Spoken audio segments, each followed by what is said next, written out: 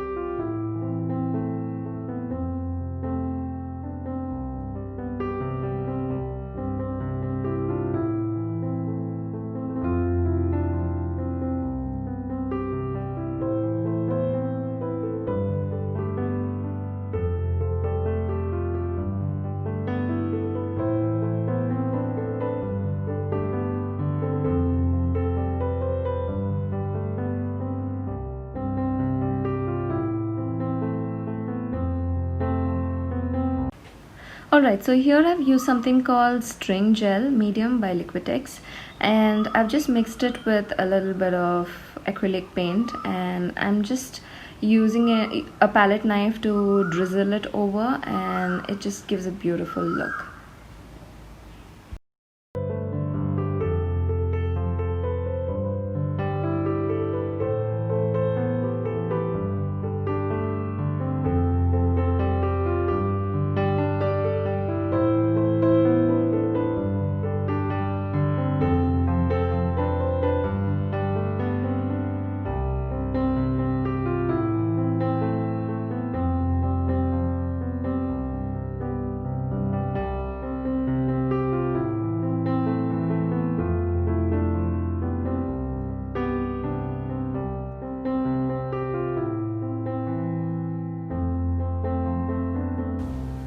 Thank you so much for watching. I'll be adding more tutorial like videos in the future. And don't forget to subscribe.